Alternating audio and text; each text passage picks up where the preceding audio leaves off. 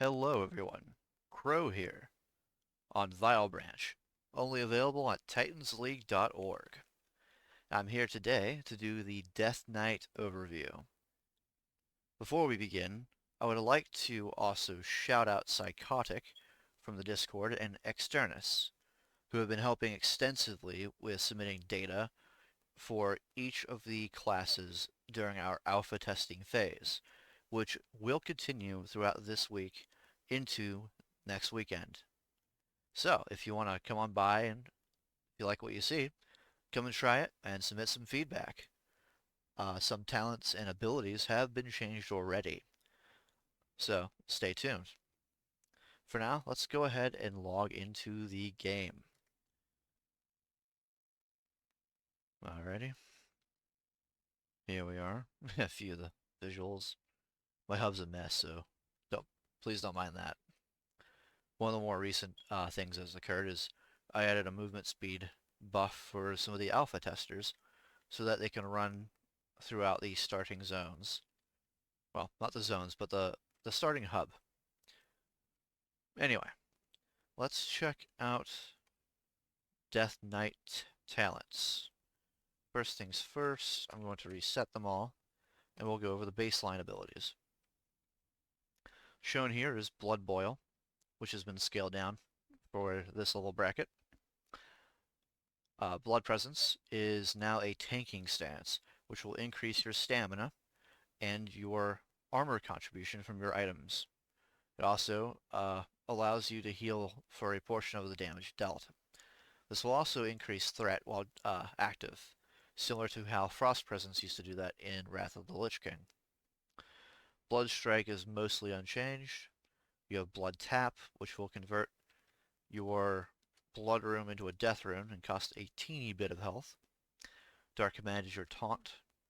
Your Death Pact here to kill minions for 40% heal. It cannot critical and is a 2-minute cooldown. Forceful Deflection converts a portion of your strength into parry. Pestilence will spread your Blood Fever and your Frost Fever, or Blood Plague and Frost Fever. Strangulate is your 5-second silence. This is, I think, normally a 2-minute cooldown, but we'll see about that. Frost. I changed Chains of Ice to be a 40% movement speed snare that also affects your enemy with Frost Fever. This has a 10-second duration, just like the regular Chains of Ice, and costs you a Frost Rune. Empower Rune Weapon will give you all your runes back and 25 runic power, 5-minute cooldown. Frost Presence now increases your damage dealt by 10% passively and reduces the runic power costs of your abilities by 20%. This means it's more useful for your runic power dumps like Death Coil and some of the other abilities like Icebound Fortitude for your cooldowns. I think that might be it, besides Hunger and Cold and such. So that's pretty useful. Frost is more of a damage spec on this realm now, although there's a lot of emphasis dealt with dealing your physical damage. There's a teeny portion of Frost spell damage kind of sprinkled in. You also have your Horn of Winter on a 20-second cooldown. It'll generate some runic power for you and increase your strength and agility like it normally would, lasting 10 minutes. Icebound Fortitude is your 20 runic power 2-minute cooldown that reduces damage taken by 30, plus an additional damage reduction based on your defense rating. Additionally, it makes you immune to being stunned. This lasts for 12 seconds. Icy Touch will deal your frost damage and affect a foe with Frost Fever, a disease that deals periodic damage and reduces the melee and range attack speed of your target. This will deal very high threat if you're in Blood Presence. Mind Freeze is your interrupt, costing 20 runic power on a 10-second cooldown. It will interrupt for 4 seconds if the target's casting. You also have Obliterate, which is a pretty hard-hitting attack that will cost you an Unholy and Frost Rune. It also consumes your diseases unless otherwise specified. Path of Frost. 1 Frost Rune to walk on water. Rune Strike will cost 20 runic power, and on next melee strike allow you to strike for quite a bit of weapon damage, but it's only usable after you dodge or parry. It also cannot be dodged, blocked, or parried, and will cause a bunch of threat. Runic Focus allows you to cause double damage on critical hits instead of the 50% damage increase like most melee attacks would. Unholy. You have Anti-Magic Shell, 20 runic power to reduce magic damage taken by 75% and convert it into runic power. You also have Death and Decay, which is drastically nerfed. It's used for creating threat. It will take 3 of your runes, one of each. One of each. Death Coil, your big runic power dump for a lot of your specs. It has just straight up shadow damage. You can also heal a friendly undead target. Death March harnesses the unholy energy that surrounds and binds all matter, preventing your movement speed from being reduced below normal for 4 seconds. Instead of your Death Grip, I feel like the Deathknight Fantasy is much better and serviced by having a Death March. It's like Hand of Freedom, but instead of having the effects removed from you or being immune to them directly, you will just be able to move for 4 seconds without being slowed or, you know. Death Strike! Only and Frost Rune, one of each, to heal yourself and deal a little bit of weapon damage. It heals you based on 5% of your maximum health for each disease on the target. You also have Plague Strike, which will apply Blood Plague to your enemy and deal a little bit of weapon damage. You raise Ally. It raises an ally from one of their corpses of a raider party member, and they will have control for 5 minutes before it decays. You also have Raise Dead, which will summon your ghoul. Unholy Presence will increase your attack speed by 15%, movement speed by 15%, and reduce the global cooldown on all abilities by half a second. On this realm, your global cooldown is not 1.5 like every other class. It is 2.5. This is to give the Death Knight the feeling of being this unrelenting and slow but sustained damage source that just cannot be shaken. As such, that's why they have a bunch of defensive cooldowns, but not a whole lot of offensive cooldowns. They have abilities so they can keep coming at the target, either through Death March or by silencing them or interrupting them. All you gotta do is shake a DK, and if you stay away long enough, you could probably kill him. However, he's probably going to keep coming at you. He's probably going to keep slowing you. He's probably going to keep running at you and preventing himself from being slowed for a little while. But, you know, besides that, that's kind of like the class fantasy I was going for. The damage should not be huge. He should not be hitting very often because this will cause spell interrupt, and that was primarily one of the biggest problems I've noticed on Twinking Realms over the years, is that people hated Death Knights not necessarily because they're just OP and do a million damage, but because you could slap them with like this, 1, 1, 1, 1, 1, and what it will do is if someone's casting a heal or a spell, just continuously slap them and knock their spell back, making them almost useless. Yeah, you could kite them around, but then they death grip you, and then you run, and then they chains of ice you for for basically 100% going lower and lower. So you effectively have like a 95%, 85%, 75%, 65%, 55% movement speed slow all the way until it reached like 0. So what it really was a spammable almost root for like 5 seconds and then a normal slow for the rest of the time period was up. And that just did not feel good, especially with Chillblains in the Frost Tree. Felt like shit. Felt like you couldn't do anything against them. So, Death Knights are a little bit weaker, but a little bit changed. And they still fit the class fantasy that people want out of the class. So here's the talents that I have currently. Bladed Armor gives you attack power for each point of armor you have. This means that the tankier you are, eh, eh, eh, the more attack power you get from the talent. Sense of Blood, alternatively, gives you a like 45% chance after dodging, parrying, or taking direct damage to allow your next melee hit to generate runic power. This is just good in general for building up runic power to consume with your defensives or your death coils. Butchery is also pretty great in the way that you generate runic power while in combat, and also every time you kill an enemy, you generate a big chunk of runic power. Alternatively, you could take increased two-handed weapon damage if you're, built with a two-handed weapon build. You also have Sanguine Fortitude. This is a custom one that reduces the runic power cost of your Icebound Fortitude by 50 up to 100% and causes it to increase your chance to parry attacks by up to 20% for the duration, making it a better defensive cooldown. It's not just something that you do to make you immune to stuns. It's not just something to make you get dealt less damage, but you're increasing your chance to not get damaged at all by parrying the attack. Also, you have Crimson Scourge. Your melee attacks and your abilities will have a chance to allow your Blood Boil to be cast without consuming any runes. What this is good for is for AoE and AoE pulls for the tanking spec. In general, this was put here to add a little bit of AoE utility. Spell Deflection. Great one.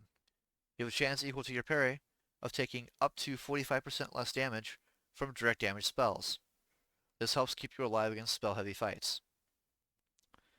Death Rune Mastery. Of course, when you hit with a Death Strike or Obliterate, you have up to a 100% chance to convert those runes into Death Runes. Death Runes can be used for anything. Helping you build up Death Runes is pretty great if you're looking to dump them into something for Blood Runes, for instance. Maybe something like Heart Strikes or Blood Boils. Now you have Bloodcaked Blade. This used to be an unholy talent. It's now a blood talent. Your auto attacks will deal, or have a chance to deal 25% weapon damage, plus another 12.5% for each of your diseases on the target. So if you're keeping both diseases up, you'll have about a 50% weapon damage increase, about a third of the time. This only counts for your auto attacks, however, not your abilities. And so, it's probably only going to go off however long your weapon timer is. If it's like a 2.5-second weapon, then that's the duration between hits. Likewise, if you're using a one-handed weapon, then it does deal a lot less damage, but it could proc a bit more often. You also have Bone Shield. This will cost one Unholy Rune with a 30-second cooldown. I buffed up the amount of bones to 6, and the amount of damage absorption is still 20% less damage while the buff is up. You also deal 2% more damage with all attacks, spells, and abilities. That didn't change either. Each damaging attack that lands consumes one bone every 5 seconds and lasts up to half an hour. So, the idea behind this was that you are not constantly casting Bone Shield as part of your rotation. Bone Shield is there as a tank aura to last up to, I guess, 30 seconds. Yeah, because every 5 seconds you can lose a charge and you can have 6 charges. And so about every 30 seconds is when you're going to be replacing this. It would be really, really annoying otherwise, and it wouldn't be very effective for mitigating damage otherwise either. Now, I do realize 20% might seem a little strong, so later down the line it could be nerfed down to 10%. I'm not sure yet. It will probably always be a 30-second or a 30-minute duration though, because you could be losing this 30 seconds, or you could be going to the next pull and already carrying over a bone or two. Toughness. This is your flat 10% armor increase, and it'll reduce the duration of movement speed slowing effects. This is essential if you're continuously getting slowed. You don't want that. You want them sliding right off of you, and use them between death marches. Abomination's Might will give you an aura to increase the attack power of your party by up to 10%, and will straight up just give you a 2% strength increase. Bloody Strikes. Increase the damage of Blood Strike by 5%, and Heart Strike by up to 30%, and Blood Boil by up to 20%. This is just a flat blood-themed damage increase for your Blood Rune abilities. Bloodworms. Your weapon hits, which includes your abilities, have up to a 9% chance to cause you to spawn some bloodworms. They'll attack some enemies and give you a little bit of healing. They last about 20 seconds, or if they're killed. This doesn't change at all. Improved Blood Presence will allow you to, in Frost and Unholy Presence, retain 2 or 4% of the healing done from your Blood Presence. Meaning if you're in Frost Presence or Unholy Presence, you will still heal for 4% of your damage dealt. Additionally, if you're sitting in Blood Presence, all healing done to you in general is increased by 10%. This is healing from other people, and this is self-healing. Vampiric Blood will cost a blood rune, has a 1-minute cooldown, and will temporarily increase your health by 15%. And it also increases the amount of health generated through spells and effects by 35% for 10 seconds. This is basically your last stand ability, but it also increases the amount of health that you regenerate through using your spells and abilities and through healing. You also have Rune Tap, which is every 30 seconds you can pop a blood rune for 10% of your maximum HP. You also have Will of the Necropolis. When you fall below a third of your health, then damage that would take you below 35% of your health, which is like a third, or taken while you're at 35% health, is reduced by up to 15%. That is bonus mitigation right off the top for being a third or lower of your health. This is to give your healer that one last chance to keep you alive, or you that one last chance to smack a button to try to get your health back before you just get laid out. You also have Acclamation. When you're hit by spells, you have up to a 30% chance to boost your resistance to that type of magic for 18 seconds, stacking 3 times. I'm pretty sure I scaled the amount of resistance to be a proper amount. Look up spell acclamation. Let's see if it is, though. Uh-huh. Okay, let's cast one of them. Boom. This one's for Frost, and it increases my resistance by 50. Alright, 50 is actually a lot for level 19. So I'll probably be nerfing that down to about, I don't know, 10? 5? What it's supposed to be for is when you're getting slapped by spells a whole bunch. It gives you some mitigation towards those spells. So you're not taking a crap ton of damage, but I don't want it to be basically reducing your damage taken by 50% or something. That's atrocious. Morrow-Rend. So, while you're affected by Bone Shield, and only while affected by Bone Shield, the Death Knight's Death Strike healing is increased by up to half, and it causes you to tear bone fragments out of your target, restoring 1 or 2 charges of your Bone Shield. Additionally, you ignore up to 10% of your opponent's armor. So, what does this all mean?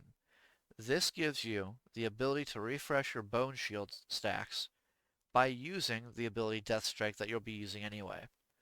It also increases the amount of self-healing from 5% to 7.5% per disease.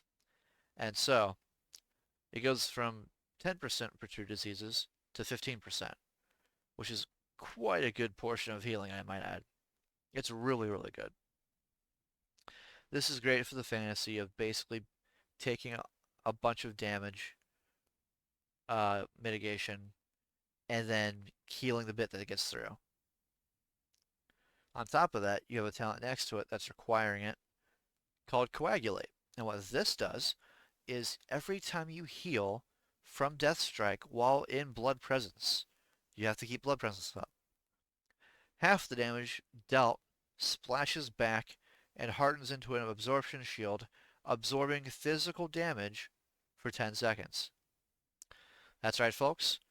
50% of the damage that you deal with your Death Strike becomes an absorption shield. Now, this is only for physical damage, not magical, but it's pretty strong. So let's go ahead, grab our Bone Shield by putting talents in here first, obviously.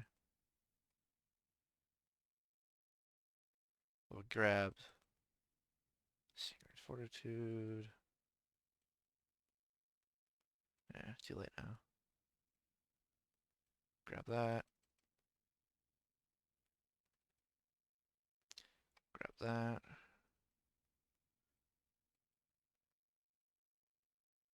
Go down there and grab that. Okay. So we will grab our Bone Shield, pop it, sit in Blood Presence, and smack the target dummy with Death Strike.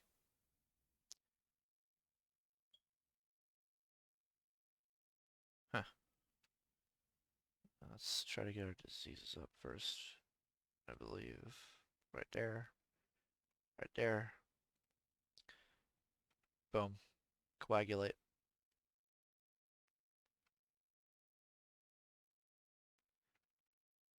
This might unironically just be the healing portion.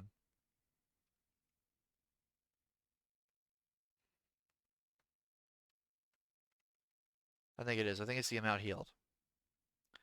I might have to change the tooltip then. Because the original version did do it based off the damage. But I'm pretty sure it was meant to be healing so that people can counter it by applying heal cut to the DK in PvP. And healing cut actually posing as a threat still. Um, Also, there are passives on the server. I think a lot of things that cut periodic healing will also cut absorption effects. So there's kind of a double whammy being had there. It does seem strong at first, but if you get absorption cut and heal cut, then it's drastically punches your dick into the dirt, basically. Now, of course, Heart Strike has been scaled down, but it's still pretty powerful if you have 6 blood runes. So let's go ahead and go to Frost. Reset talent. So you have improved Icy Touch here, which will increase the damage by up to 15% and increase the slowing from 16 or 14 all the way up to 20. This is a pretty strong attack speed slow. I don't think it stacks with things like Thunderclap and other attack speed slows, but it's basically on par with it and does frost spell damage to boot. Icy Reach can increase the range of your Icy Touch and Chains of Ice and Howling Blast. That's pretty strong. You'll probably want that against casters and pulling it from a range. Nerves of Steel will increase your chance to hit while you have one-handed weapons equipped by up to 3%, and increases the damage dealt by your offhand weapon by up to 25%. Much like other offhand specialization talents, it will allow you to not be totally gimped with the 50% damage reduction while holding a weapon in your offhand. It's really good, obviously, for the dual wield builds. However, that's not necessarily required, as you'll see later. Rhyme increases the critical strike chance of your Icy Touch and Obliterate by up to 20%, although I might nerf that. And casting Obliterate has a 20% chance to reset the cooldown on Howling Blast, and cause your next Howling Blast to consume no runes. This is pretty strong when you see what Howling Blast does later. Lichborn. Draw upon unholy energy to become undead for 10 seconds. While undead, you are immune to charm, fear, and sleep effects. And unlike other talent trees, this is a 1-point ability you could take by only dedicating 6 points into the tree, not necessarily 11. Let's keep going. Annihilation increases the critical strike chance of your melee abilities by up to 4%, and gives you up to 100% chance that your Obliterate will do its damage without consuming diseases, allowing you to continuously slap that Obliterate button without having to reapply diseases. This is a great boon to holding on to those precious runes that you need for the burst. Endless Winter, unchanged, will increase your strength by up to 4% and reduces the cost of your Mind Freeze by up to 20 runic power, making it basically free. Merciless Combat will increase your Icy Touch, Howling Blast, Obliterate, and Frost Strike damage by up to 12% against targets that have less than a third of their health. This is pretty good for polishing off enemies that have low health or during an execute phase. Chill of the Grave will allow you to generate additional runic power with Icy Touch, Howling Blast, Chains of Ice, and Obliterate. This is to get you enough runic power so that you can throw out more of those death coils or more of those defenses when necessary. You also have Killing Machine, which actually, unlike other talents, I took the procs per minute and I plugged them into the tooltip so you know exactly what you're getting. Your melee attacks have a chance to allow for your Icy Touch, Howling Blast, or Frost Strike to be a guaranteed critical strike. This will proc 3 times per minute. I believe up to 9. Icy Talons is the ability to grant you 20% haste for 20 seconds after you use applying Frost Fever to an enemy. This can be done through like Chains of Ice or Icy Touch. This also increases the haste of all of your party members within 100 yards by 10%, and your haste by an additional 5%. This does not stack with Wind Fury Totem's haste increase, or Primal Surge, the primal spec talent that allows the shaman to basically bloodlust their party by 20%. So this doesn't stack with those effects, but it is a pretty good aura in general to just have this passive amount of haste increase. Frost Strike is your runic power dump for this spec that isn't Death Coil, that allows you to deal frost damage scaling off of your melee weapon. In certain circumstances, this can be really good based on what kind of weapon you're using. I am a aficionado of holding two-handed weapons, and so big fan of Frost Strike for that reason. Glacier Rot. Your diseased enemies take up to 20% more damage from your Icy Touch, Howling Blast, and Frost Strike. What this does is enemies who are poisoned with diseases will basically take more of your frost damaging from your frost damaging attacks. Blood of the North. This increases the damage from Frost Strike and Blood Strike, your two little strikes there that you'll be using a lot in your rotation. Additionally, whenever you hit with Blood Strike or Pestilence, you have a chance that a Blood Rune will become a Death Rune when it activates. And Death Runes count as any of the 3 runes, as you may already know. I believe this increases to 100% with all 3 points. Hungering Cold, the classic spell that you see in Wrath of the Lich King that seems very, very out of place.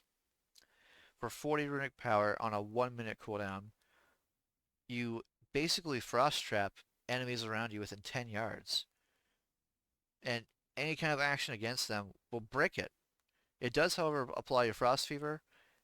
The enemies are considered frozen, but all the damage, any damage that is not diseases, just ticking away, will break the ice. So it's pretty decent, I guess. Takes kind of a place of a disorient effect or like a repentance, those types of things. However, later in the tree, I grabbed Howling Blast and discovered in the Wrath of the Lich King Alpha, Howling Blast originally dealt a small amount of frost damage, but had a massive increased damage against frozen targets, and so there was meant to originally be synergy here. And so I added the synergy back in. Now, let's move on to the Unholy Tree.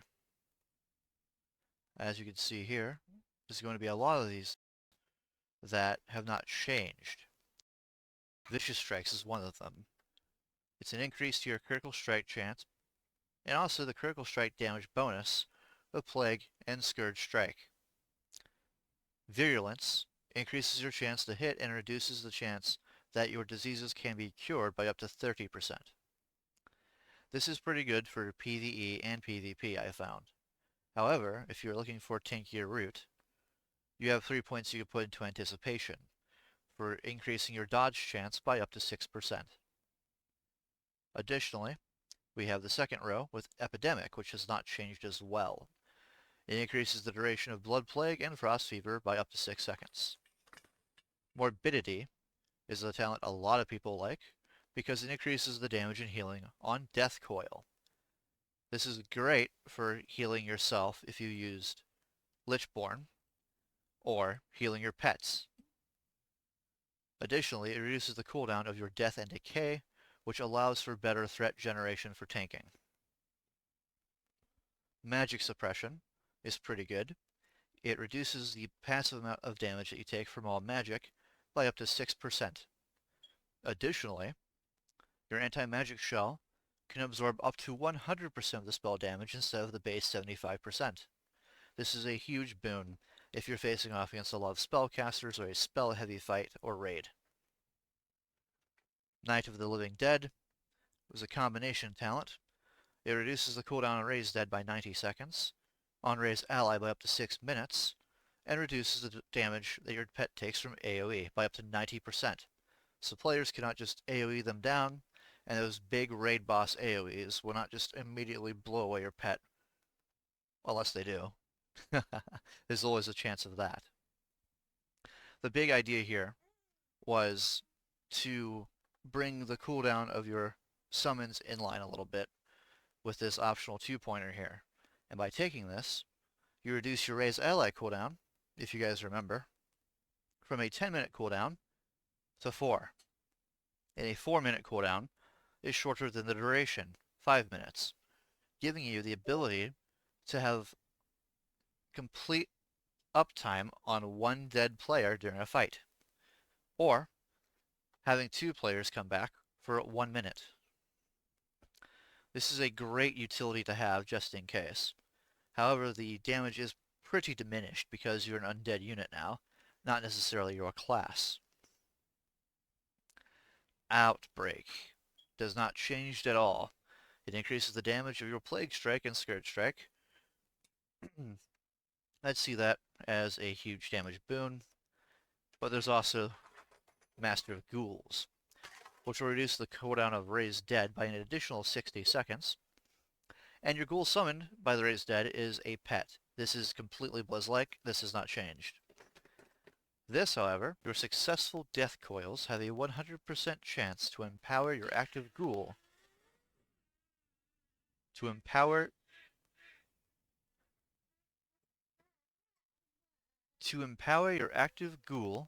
increasing its damage by 6% for 30 seconds.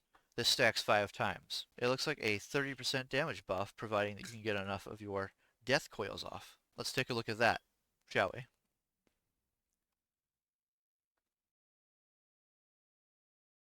Death coil. 6% damage buff.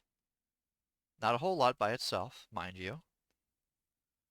But, once generating enough runic power, and because of its long duration, you will get quite a few of these off.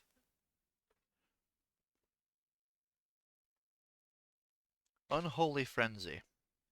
30-yard range, 3-minute cooldown. This is basically reworked Hysteria. It induces a friendly unit into a killing frenzy, enraging them for 30 seconds. It increases their physical damage dealt by 20%, but it causes them to lose health equal to 1% of their maximum health per second. So over the course of 30 seconds, you will lose 30% of your total health. This is great for use on players who don't mind it or are constantly being healed, or just using it on your pet. Necrosis will allow your auto attacks to deal an additional 20% shadow damage at max rank. Reaping has not changed. When you hit with a Blood Strike or a Pestilence, there's a 100% chance that when the Blood Rune activates, it becomes a Death Rune, which is usable for any of the 3 runes. This is good for building up a big burst. If you use Bloodstrike or Pestilence and make them both a death rune, then you can trigger your Scourge Strike 3 times instead of twice. Improved Unholy Presence. While in Blood Presence or Frost Presence, you retain your 15% increased movement speed. And your runes, while in Unholy Presence, will finish their cooldowns 10% faster. This may not seem like much, but I believe the base cooldown time is 8 seconds. 0.8 seconds is almost 1 second, bringing it down to 7 seconds. This is pretty good. I'd mentioned that it would increase your DPS overall by quite a bit over the course of a longer fight. Now then, Unholy Blight. This has been returned to its alpha version of Wrath of the Lich King. It will cost you 40 runic power, although the alpha version costs 10 per second. And what it will do is cause a vile swarm of unholy insects surrounding you, will deal a little bit of shadow damage every 1 second, and afflict all the affected targets with both of your plagues. So both of your diseases will have constant uptime for about 10 seconds. When coupled with virulence, it'll make it very hard to dispel, giving you at least a small window to allow you to burst the target without the fear of having your diseases completely removed. Let's make my runic power 1000. So I'll pop Unholy Blight, and the visual is the same. Waves of insects pour out of me and afflict the enemies here with my diseases, which due to epidemic here is a 20-second duration. Pretty strong. Now then, Scourge Strike is unchanged. It's your weapon damage swing that will deal shadow damage as well. Crypt Fever. Your diseases apply Crypt Fever, which increases disease damage taken by up to 30%. And my pride and joy that I ripped from Cataclysm is Dark Transformation. You see, when you apply enough stacks of Dark Infusion, 5, you can consume them to turn them into a giant, hulking monster. This will increase your pet's damage 100% instead of 30%. During the duration of Dark Transformation, you will also be unable to apply Dark Infusion. However, being transformed into a powerful zombie with 100% additional damage is its own reward. It's another burst window for the Death Knight to be able to use. So use it wisely. 30-second duration is pretty strong though. Sudden Doom. Your Plague Strike, Death Strike, and Scourge Strike abilities will have a 20% chance to throw a free Death Coil at your target. These Death Coils will also still trigger Dark Infusion, making it a little bit easier for you to empower your pet. This is because in this class fantasy, I wanted to emphasize your zombie pets. I wanted you to feel as if you're playing with them and are connected to them somehow. Ebon Plaguebringer turns your Crypt Fever into a better plague that increases all magic damage taken by the target by 13%. Additionally, this will passively increase your critical strike rating with weapons and spells by 3% at all times. This is inherently a nice little boon for your crits, but also great teamwork with other spellcasters and an additional damage boon for all of your damage that deals shadow or frost damage. Lastly, we have summoned Gargoyle for 60 runic power, which does exactly what you think it does. It summons a gargoyle that will shoot what looks like wraths, like these plague bolts, at the target, dealing nature damage based on your attack power. This will give you another brief window that's pet-themed that gives you a bunch of burst. This will last you for 30 seconds as well. So if timed correctly, you could pop your Summon Gargoyle and your Dark Transformation and have 30 seconds of incredible amounts of pet damage. I like the idea of coupling this with a two-handed build, putting points into two-handed weapon specialization, and potentially bladed armor for the extra attack power. From there, in PvP, you could put Scent of Blood in there, for a bunch of power generation to help along with those death coils that you need. I could also see an argument for putting a bunch of points into Frost here, especially to use Lichborn to heal yourself if you get too low. I don't know about Rhyme. This doesn't seem too plausible. Well, maybe Annihilation. But more critical strike chances never hurts you. And the ability to make your Obliterate useful is kind of cool. Although you probably won't be using it with all the Plague Strikes if you go deep into that tree. One of the biggest boons here on Vilebranch, though, is the fact I don't just give you 31 talent points to fill out your tree. I believe like Duskhaven did, or other private servers. I don't find that particularly appealing, that you just have to pick one of 3 fantasies and fill it out. Rather, I gave 41 talent points to players, because you could pick your 31 points and still have a little bit of options and customization. But I also like the idea of giving you the ability to go 21 if one so desired, or 25 into a tree and put 16 or 20 into the other. Because one of the coolest things about the talent system in World of Warcraft, to me, is the endless amount of customization and ability for one player who plays the exact same class standing next to you to be completely different from yours or have a different playstyle based off the talents they choose. My biggest issue with a lot of players and servers rather, and even Blizzard today, is that they pigeonhole you into a fantasy that they created, rather than allow you to create a playstyle for yourself based on how you prefer to play.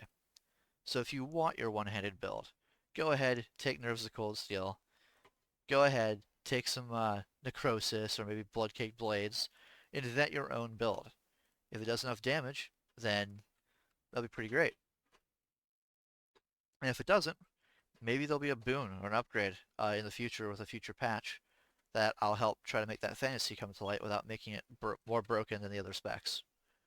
Because here on Vilebranch, everything should be viable, or at least a wide variety of things. Well, with that being mentioned, I do believe that's all the talents and all the spells and abilities we have for today for the Deathknight class.